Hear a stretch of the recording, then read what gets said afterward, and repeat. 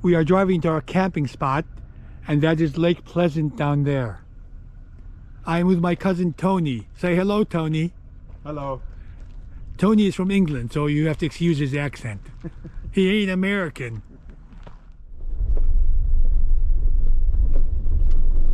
We are about 2 miles from our camp spot. We're camping on BLM land. And it's really beautiful here. Gorgeous country. Just north of Lake Pleasant. Hello, Mr. Democrat. I have a free handout for you. Get it? This is a wild donkey, and they're abundant here in this area. All right, we found our camp spot. We're up on a hill. We're gonna put the tent right there. We have a fire ring here. We are on BLM land, and there's a bunch of people camping down there. This is a very nice location. There's Lake Pleasant right there. Let me show it to you. I'm gonna get up on top of the car so you can see it. So there, see right there in the background is the lake. There we go. Our tent is set up. My cousin has set up his first tent ever. Tony, give us a sign of victory. Yes. That's Tony, my cousin. Hi. I might. Whose tent is that? Mine. All yours. All by myself. All by yourself. People didn't help. I did it all by myself. That's right. I take false credit for it. So, and our campsite is a gorgeous area. Like I said, there's Lake Pleasant over there. We're surrounded by mountains. Look at this. And I hope it's going to clear up tonight so we can see some stars. It smells terrific. We're going to have a fire going and just enjoy some time. I'm going to enjoy some time with my cousin. Okay, I'm giving my cousin the basics on how to chop wood. And I basically told him to aim for his toes. Isn't that right, Tony? Basically. Yes. So let's try it. Aim for my toes? No, aim. Yes. Yeah, aim for your toes. Okay. Tony, don't overswing. You want to be accurate more than power for this. There we go. You can't laugh. The log will do that on purpose. Okay. Not bad, not bad. Let's try it again. That's 2 in 1. Yes. Try it again. So you don't need a lot of force for this small log. So accuracy is more important. Okay. There we go. Perfect. So I taught my cousin Tony how to light birch bark with a ferro rod. So this is his first attempt at lighting a fire with birch bark. Let's go for it, Tony. Let's go.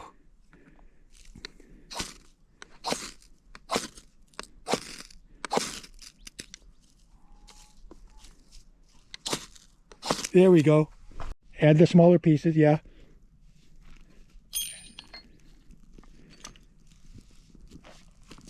Okay, add those bigger pieces, stack them up in all directions. Wonderful.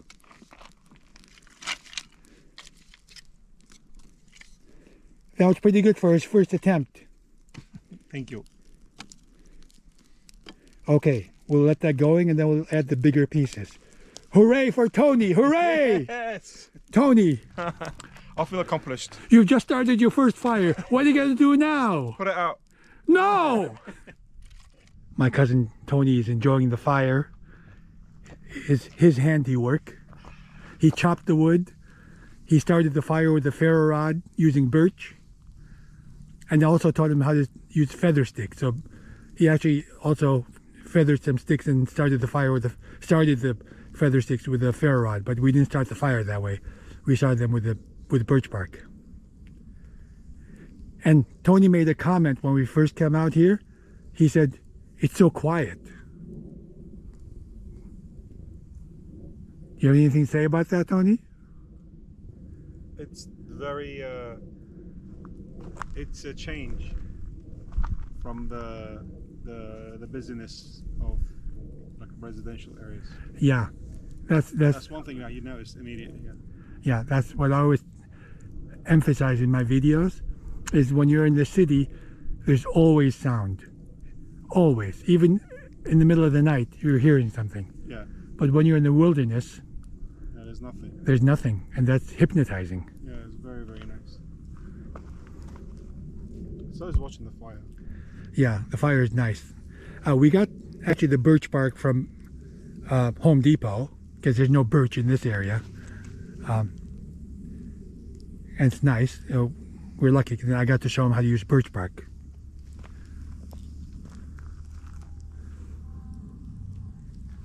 And that way is west, and look at those clouds where the sun has set.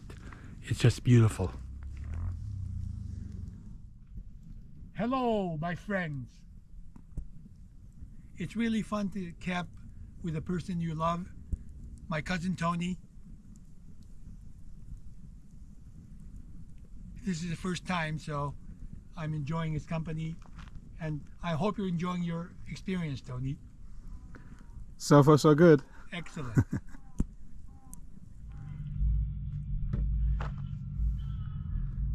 It's about 7:45, and there are some Jeeps coming off the back way to Crown King Jeep Road.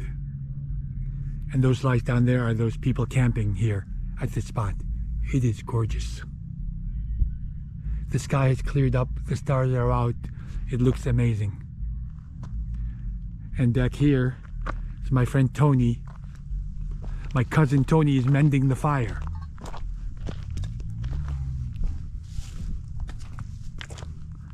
Are you an arsonist? I want to be now. I've created a monster. I think you have. Yes. So Tony and I are enjoying some fava beans. We just warmed up over the fire in this pot here, and here the fava beans. Fava beans are delicious. I love them. So here's a nice treat. Thank you for bringing the can, Tony. The empty can? Well, no. Empty Now now? it'll be empty in a minute, yes, after you finish with it. But here they are. Delicious. This fire feels good, doesn't it? Yeah. I think you need more wood. More wood? That's what she said. Good. You know.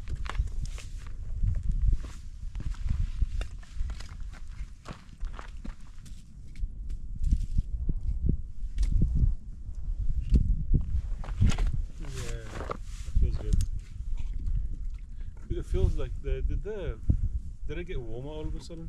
It feels like it got warm. I don't know. Maybe. Do you have the warm air coming in? No, it doesn't feel as chilly. Yeah. You're right, actually. It warmed up a couple of degrees. Well, the wind died down. That certainly helped a lot. Yeah, maybe that was the wind chill. Yeah. It is 50 degrees right now for you guys watching. So it's not bad. Great camping weather. Yeah. Tony has a minus 10 degree sleeping bag, I think. We have to double check. So he's going to be roasting tonight. So fortunately I have quilts and blankets in my car, I guess, to be too much for him. But that's the only sleeping bag he had. That's the only one I need. Yeah. And there are a whole bunch of donkeys braying all about us, wild donkeys. Listen.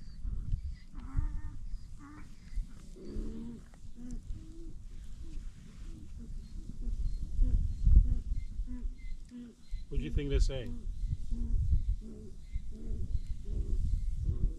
Well, I'm not quite up on my donkey language. But with mules I can talk very well. Oh, okay. Yes. Do you ever think why do animals, almost all of them, communicate with sound? I mean, we can communicate with sound as well. But why? I mean, there's a lot of other ways of communication. Yeah, why? You can't communicate with touch, for example. There's the five senses, right? Touch, smell, and taste. You really can't communicate with that. Well, So touch you can, like Braille. That's touch. That's communication. Well, that's a human thing. Oh, you're saying animals. Yeah. So really, it leaves light and sound. But how can you communicate with light? Because you have to be able to generate light, right? If you're going to have some kind of light way of signaling with light. Yeah, like fireflies. Yeah. But besides that, sound is the most efficient way of doing it, because it's light. You have to be looking at it to see it. Sound, you don't. You can You just hear, yeah. hear it from anywhere. So, for me, that's yet another reason that evolution is bullshit. Because that's clearly a designed aspect of life. Somebody had to have thought of that. Mm. Because why would hearing, how could it evolve? So I mean, taste is a Everything, all the senses. form of communication, Yeah. like for the fishes at least. Yeah. 'Cause Yeah, this evolution is hogwash. yeah, no, I don't believe in evolution. It doesn't ring well. And it's right there. It's written in front of you. You see design everywhere.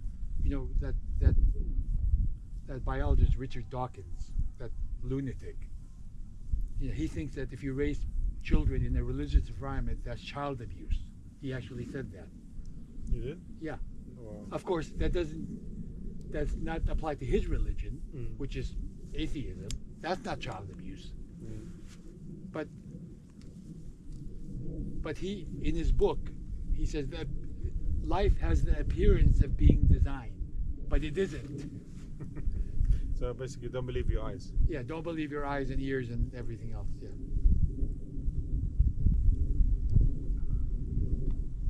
So quiet. Yeah.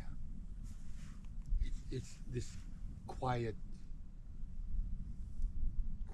it's silence in the wilderness that really I enjoy from doing this.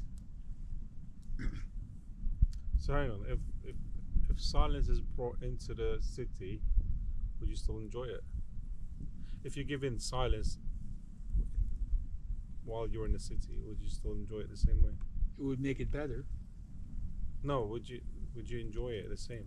It's not the same experience, but it would make it better. I don't mind being in the city. That's where we live. I mean, that's our society. That's our civilization.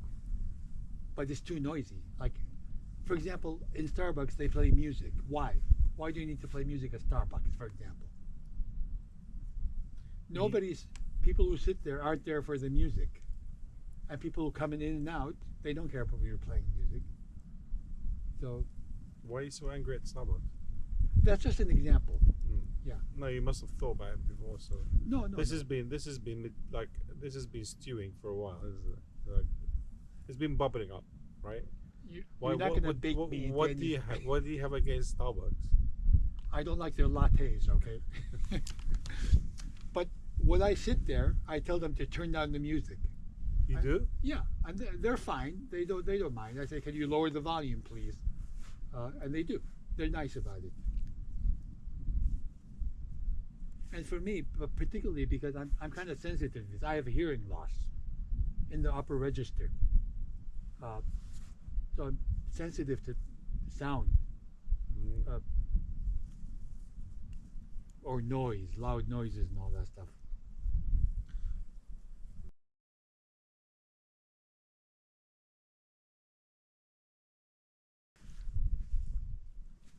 It is 10:45. My cousin Tony hit the wall, so he went to sleep about 15 minutes ago. I'm not sleepy, so I'm going to sit here until about midnight. That's when I'll start getting sleepy. And then just keep feeding wood into the fire. The wind has died down completely. It is very nice right now. It doesn't feel cold because the strong wind was really putting the temperature down with the wind chill. But now it's just gorgeous out here. So I'm just gonna chill and then hit the sack around midnight. So I'll say good night and I'll see you in the morning.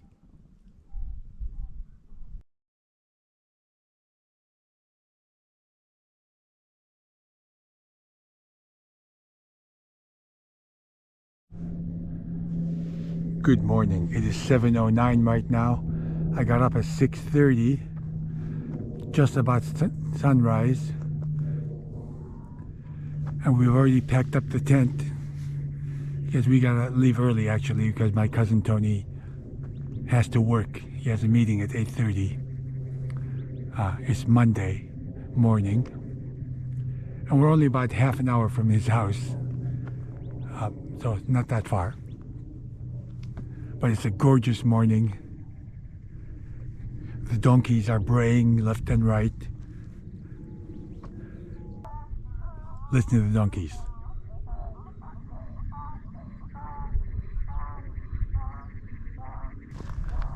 There's Brownie over there. And there's Gandalf the Grey over there. That's Radagast the Brown. Do you know your Lord of the Rings, Tony? Yes. Well, these donkeys, all I have to say to them is, "You shall not pass!" They're passing. Yeah.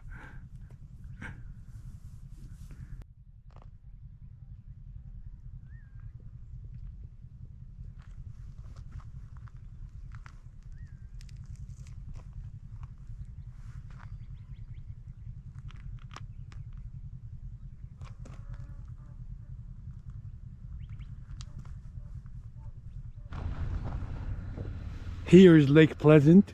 It is a reservoir from a dam. And we camped just north of that. That way. You can actually, there's our campsite. You can see all those cars right there. That's where we camped. So we had a lot of fun. How about you, Tony? Yeah, definitely gonna repeat this again. This was your first camping experience. Yeah, I made it. He made it. He got initiated and learned how to use a fire rod, a Ferro rod, birch bark, feather sticks. You're in, man. You're a bushcrafter now. I checked all the boxes. You checked all the boxes. Chopped some wood for the first time. So guys, thank you for being with us. Please share, like, and subscribe, and see you next time.